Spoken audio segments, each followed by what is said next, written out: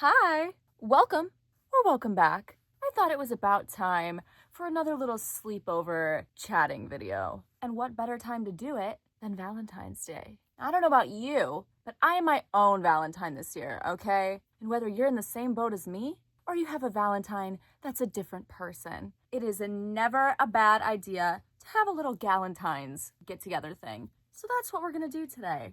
I got some snacks for us in case you get hungry, okay? I got chocolate-covered strawberries, these little cookies with hearts on them. Maybe don't have that one because I just put my hands on it. I mean, I did put my hands on all of them, but it's fine. There's more over here. I think this is strawberry filling. I think. Either way, it's, yeah. And then I have little munchkins, Valentine's Day munchkins, okay? And then, obviously, my drink of choice. I'm not sure about yours, but I have raspberry iced tea. More recently, I've been doing videos where each video has like one topic and we talk about that the whole time. But before I started doing those, I used to just make videos where I'd sit down and talk about whatever. I'm kind of combining the two things today. We're gonna talk about probably like 3 things. First thing, what's Valentine's Day without a little tea? I am going to read some DMs and text messages and just tell a couple quick stories of my experience with guys. And I will say, I personally think I have gotten off the hook with guys much, much easier than most women. Some of the stuff that I'm going to talk about is a little cringe, except one of them was a little crazy. But even I know that my stories are not nearly as like sickening as the stories that most other women have. Like, I've gotten lucky. Can we just like stop bothering women? Like, if you're not interested in a woman because you're actually like interested in her and her thoughts and her ideas and everything, maybe just leave her alone because she deserves better than you. Anyways, there's that. We're gonna talk about those. And then I have a vinyl collection update, okay? It's been a while. I only have 3 new ones. I shouldn't say only, I have 3 new ones. And then I'll probably just end this off like the way that I used to end off my videos, where we'll just talk about, you know, whatever stuff I've been watching or music I've been listening to, or if I have any advice, then I will give it. I've missed having these videos where I just sit and talk about whatever, so once in a while, I'm planning on mixing them back in again. If anybody wants to help me pick out a name for him, feel free to let me know. Anyways, that's enough yapping from me. Let's get into these stories that I have, okay? Where do I start? First story's pretty tame, I think. When I met my now ex-boyfriend, we went on 2 dates when this happened. We hung out at his apartment once, and then we drove around for a couple hours listening to music, okay? And that's when this happened. Second time we were hanging out, like second date, we're driving, and he turns and looks at me, and he was like, "Do you think our coworkers know we're dating yet? Because we work together?" I didn't even know we were dating. I looked him dead in the face, and I was like, "We are?" And he was like, "Oh."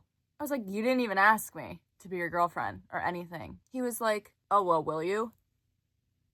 I was like, "No, you need to ask me to be your girlfriend. You can't just, 1, assume that we're dating. And then number 2, be like, "Oh, will you?" Not how it works. I should not have said yes, because that right there, unfortunately, like, laid out the blueprint for how that whole relationship was going to go. I had to parent my boyfriend. Do you think our coworkers know we're dating? I didn't even know we were dating. I don't know what we're talking about. But I did say yes. Moved way too fast. I'd never been in a relationship before. That is still to this day the only one I've had. I am way more careful now. Time to yourself, whether before you've ever dated anybody or whether you've broken up with somebody, time to yourself is necessary, because honestly, I'm gonna go a step further. People always talk about like that boring era they have where they don't have a crush on anybody. Like, forget dating for a second. People are always like, "Oh, like, I need a crush on somebody because I'm bored." There are things that you can do when you don't have a crush on anybody, and one of them is deciding what you want in a partner without anybody influencing those desires.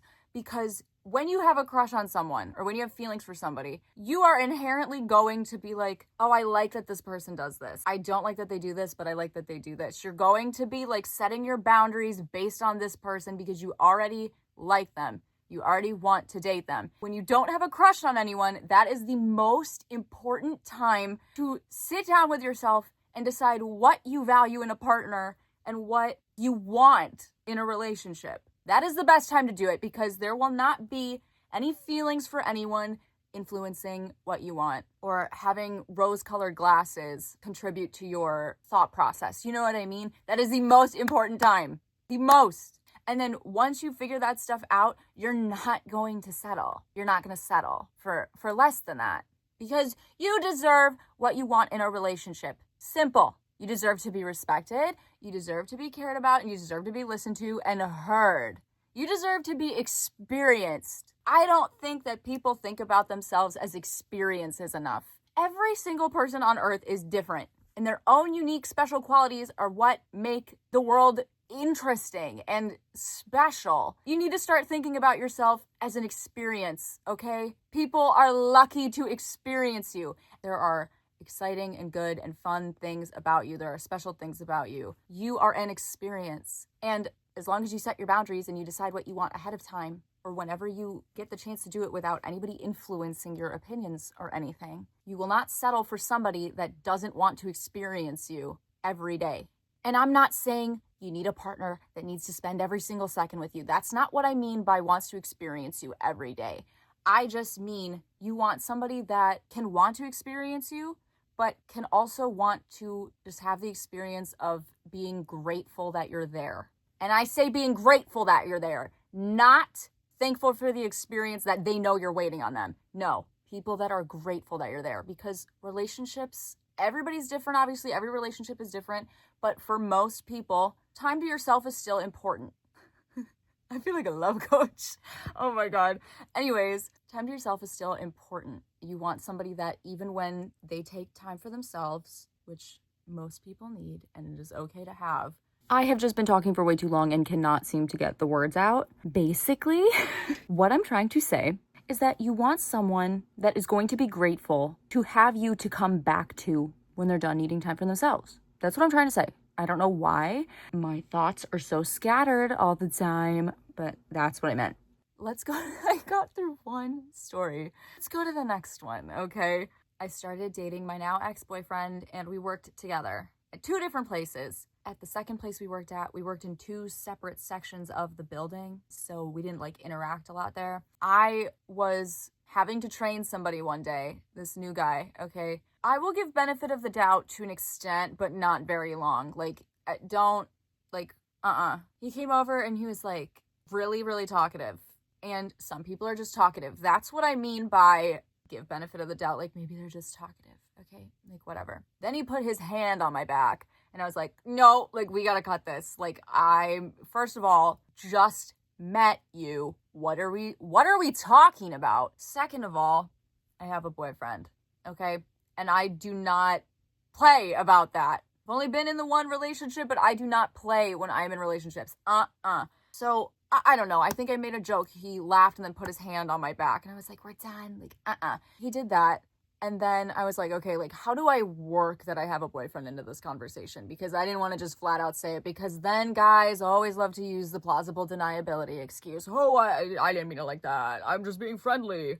Right. I've never put my hand on somebody that I don't know that well. Literally just met, never done it in my life. I just assume that the plausible deniability excuse is going to show up, and just work that I have a boyfriend in the conversation. The place that I worked at repaired electronic devices and stuff, and I was training him on how to input things into the computer that we had.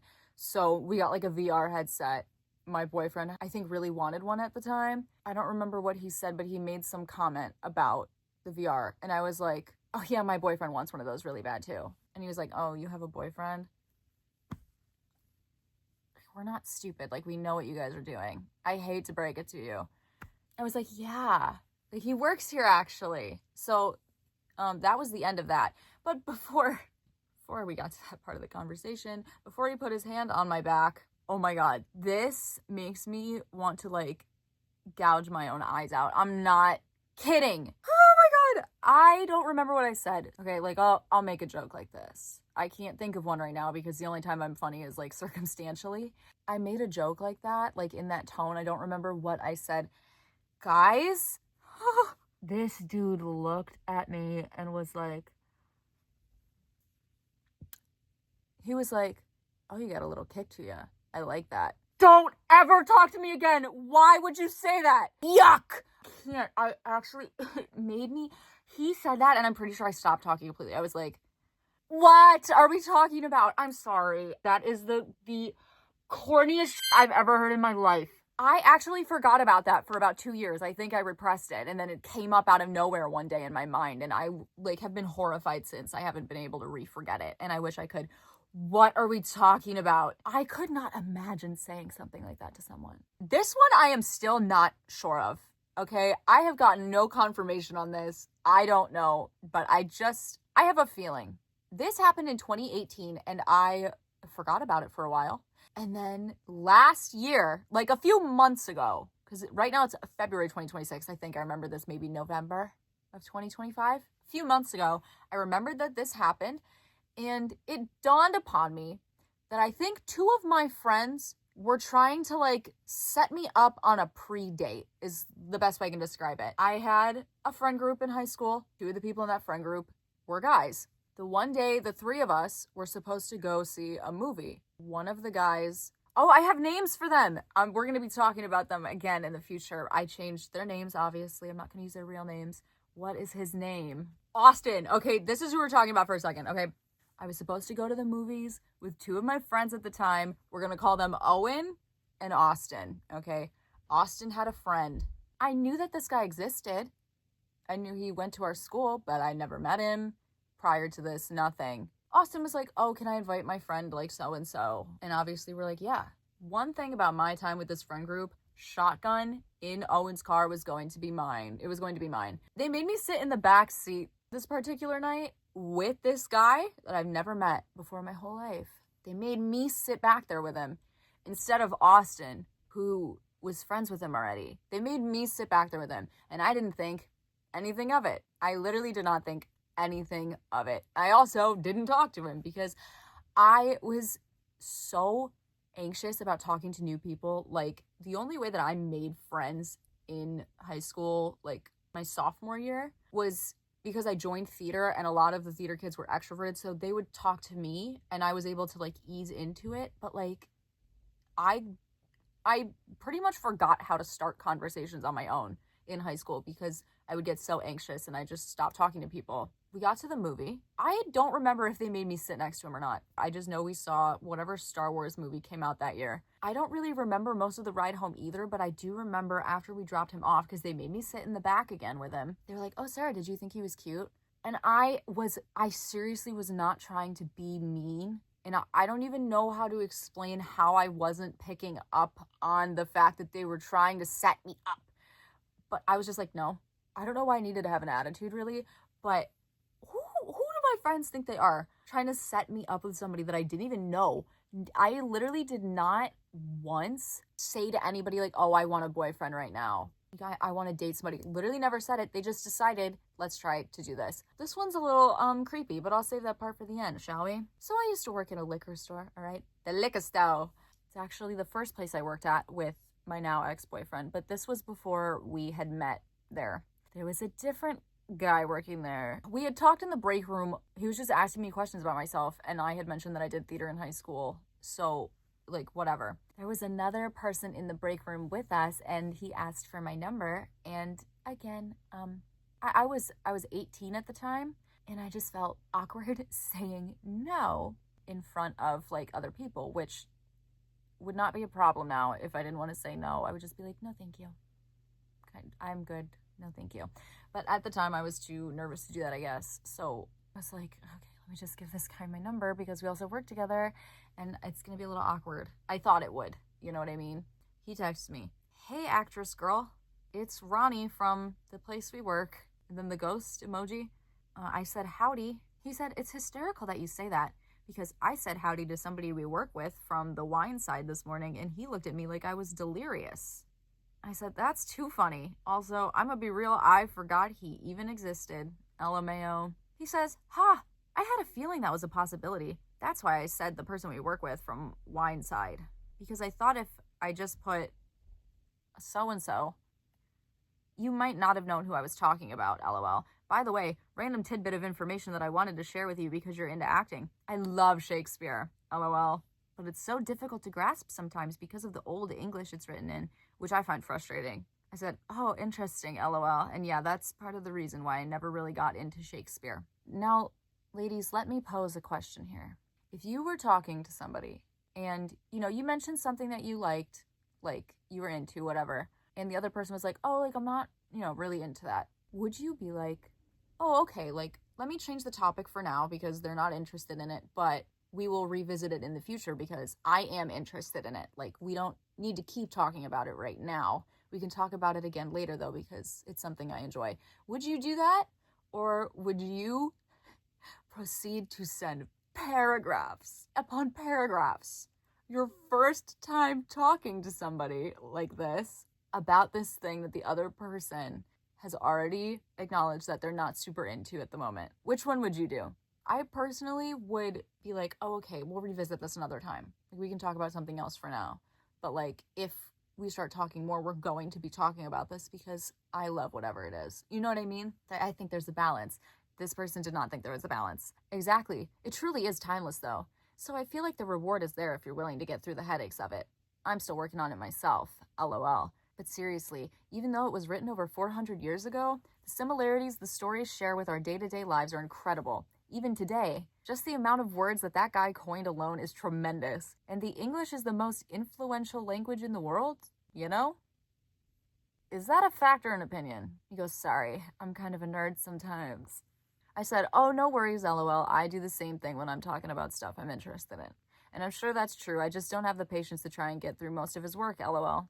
This is now the second time I have acknowledged that Shakespeare is not my thing. He says, okay, cool, haha. I could definitely see that if you were going in cold on it. That's why I got the audiobook, How to Learn and Understand Shakespeare.